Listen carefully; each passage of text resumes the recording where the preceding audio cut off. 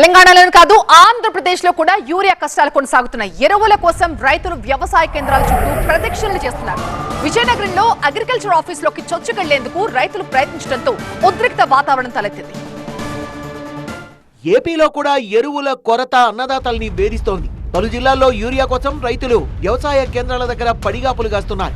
విజయనగరం జిల్లా గజపతి నగరం పిఎస్సిఎస్ దగ్గర ఉద్రిక్త పరిస్థితి నెలకొంది. తమకు యూరియా ఇవ్వడం లేదంటూ టీడీపీ నేతలతో వాగ్వాదానికి దిగారు అన్నదాతలు.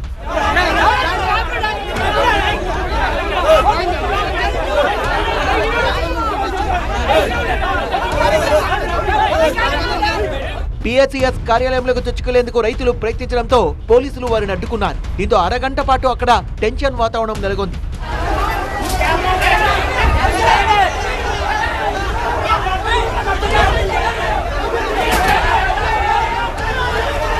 గజపతి నగరంలో ఫర్టిలైజర్ షాప్ దగ్గర యూరియా కోసం మహిళలు రైతులు ఆందోళనకు దిగారు.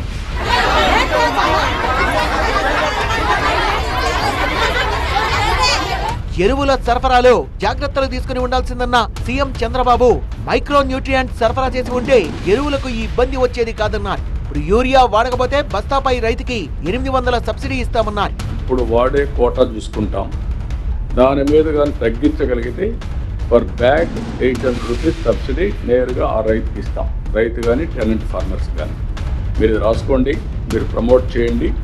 800 రూపీస్ పర్ బ్యాగ్ యూరియా వాడకుండా కానీ తగ్గించుకోగలిగే కన్జంప్షన్ ప్రస్తుతం ఉండదనిపోయినా కదా రాజశేఖర్. యూరియా ఎక్కడ కూడా ఇబ్బంది లేకుండా చేసే బాధ్యత మీది.